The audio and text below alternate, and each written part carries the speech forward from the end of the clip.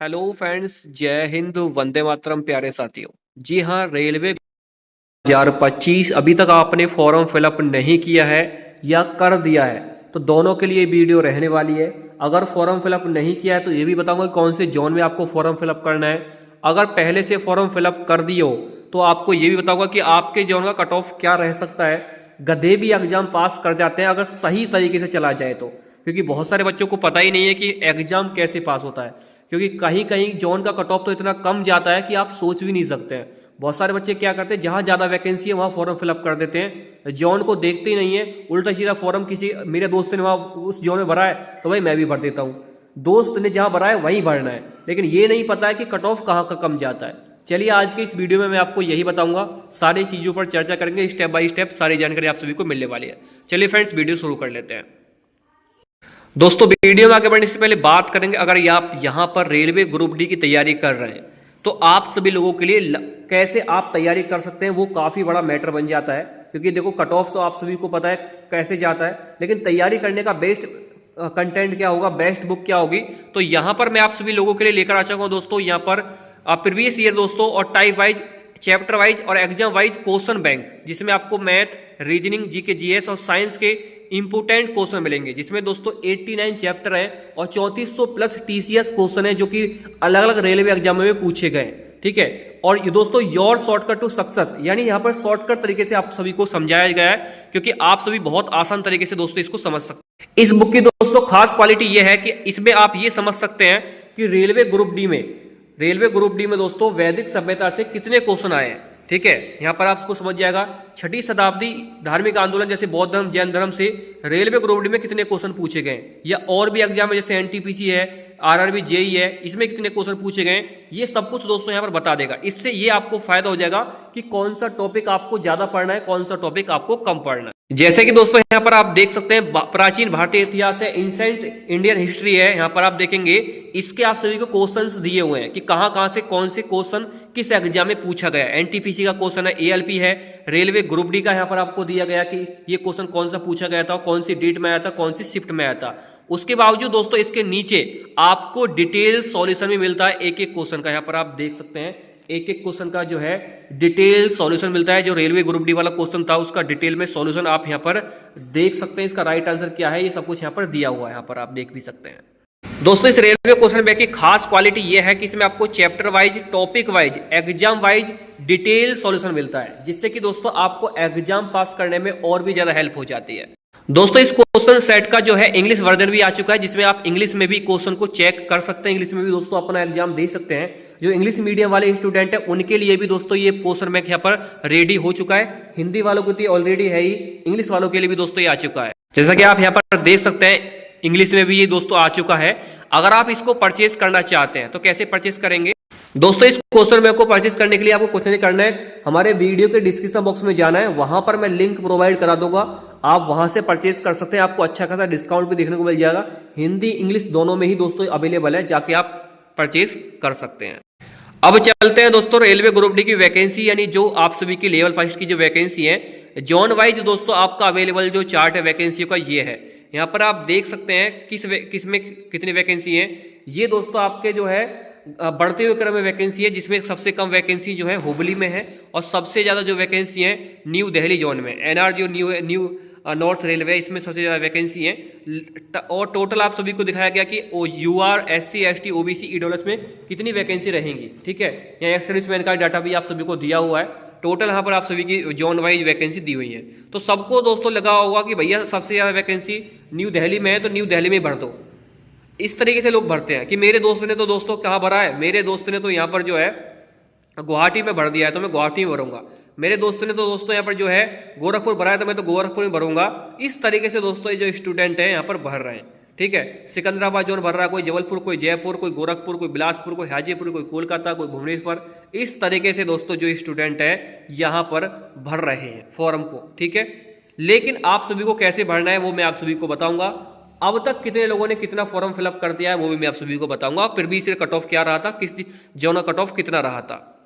सबसे पहले यहां पर आप देख सकते हैं दोस्तों ग्रुप डी 2025 और 2019 का ये आप सभी के सामने डाटा है। कि 2019 में कितनी वैकेंसी थी, 2025 में इस जोन में कितनी वैकेंसी। जैसे अहमदाबाद की बात कर लें जो वेस्टर्न मुंबई में आता है, इसमें दोस्तों आप सभी की जो है 10,734 वैकेंसी थी, लेकिन इस बार 4,672 ही है। ठीक है, मुंबई की बात कर रहा हूँ, बेसिकली मुंबई में ही आ जाता है ये।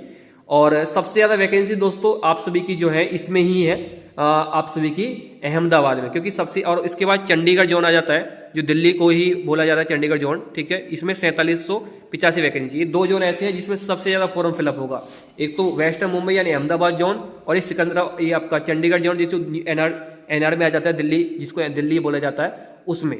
ठीक है, सबसे ज़्यादा फॉर्म इसमें ही फिलअप होता है। इनका कट ऑफ भी देखिए सबसे ज़्यादा हाईएस्ट जाता है। यहाँ पर यूआर का जो कट ऑफ है आफ्टर नॉर्मलाइजेशन ये 70.98 था उस टाइम पे। ठीक है, और यहाँ पर आप देखेंगे दोस्तों इसका आपका जो इलाहाबाद जोन है, जिसको प्रयागराज जोन भी आप बोल सकते हैं, इसका 66.48 कट ऑफ गया था।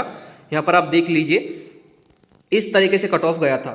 ठीक है, तो आप कट ऑफ देखिए पहले कितना कट ऑफ गया है। ठीक है, इस तरीके से आप पहले कट ऑफ देखिए, उसके बाद मैं आप सभी को बताता हूं कि आपको बढ़ना किस जोन में, जिससे कि आप सेफ तरीके से अपना जो है जोन पा सकते हैं।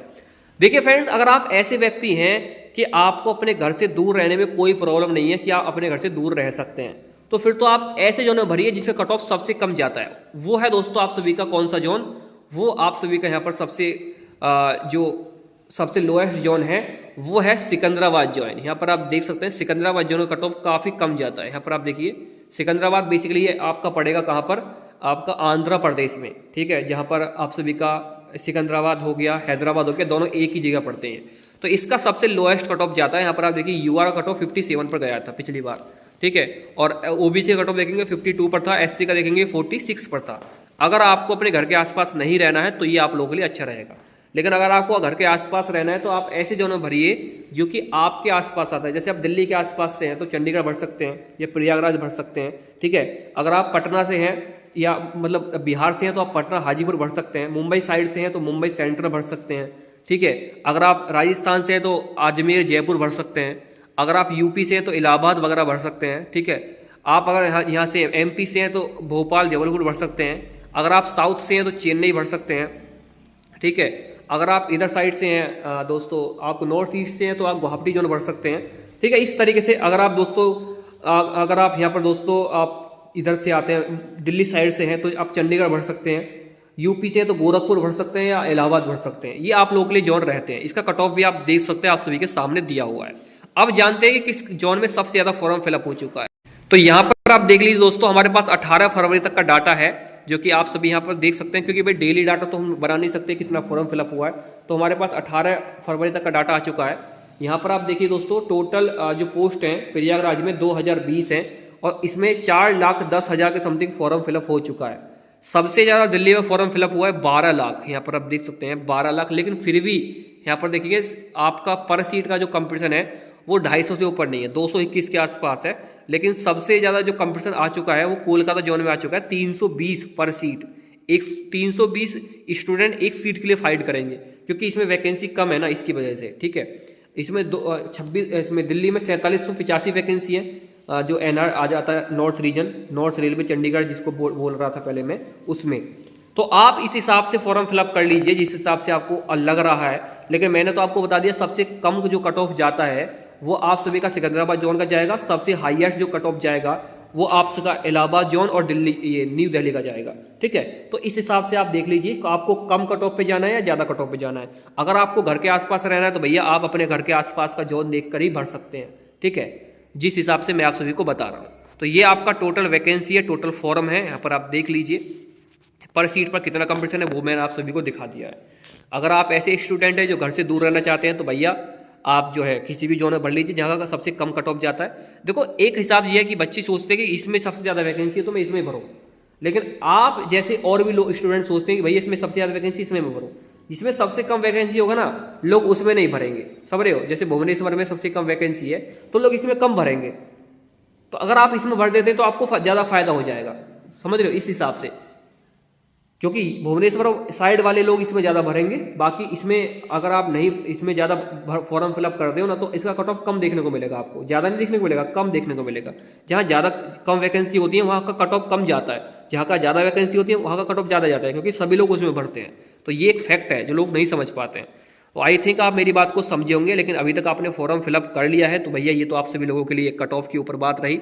अगर आपने नहीं फॉर्म फिलअप किया है तो आप उस हिसाब से भरिए जिस हिसाब से आपको लग रहा है कि मैं घर के दूर रह सकता हूँ, तो अच्छी बात है। आप सिकंदराबाद दोनों भर सकते हैं, या दोस्तों आप यहाँ पर भुवनेश्वर भर सकते हैं। अगर आपको लगता है कि नहीं भैया मुझे तो अपने घर के आसपास ही रहना है, तो आप अपने घर के आसपास के जोन को देख कर भरिए। फिर कट ऑफ के उसके लिए आपको ज़्यादा मेहनत करनी पड़ेगी, उसका कट ऑफ ठीक ठाक जाएगा, आप सभी को पता है। इस बार तो कट ऑफ जो है कम से भी कम, मैं आपको बता दूँ, 50 से नीचे किसी का नहीं रहेगा, 50 से ऊपर ही जाएगा, और 70-75 तक भी कट ऑफ जा सकता है जिस हिसाब से फॉर्म भरेंगे, क्योंकि करोड़ों में संख्या जा चुकी है फॉर्म की। तो ये था पूरा वीडियो आप सभी लोगों के लिए। कैसा लगा कमेंट बॉक्स में जरूर बताना। जय हिंद, वंदे मातरम।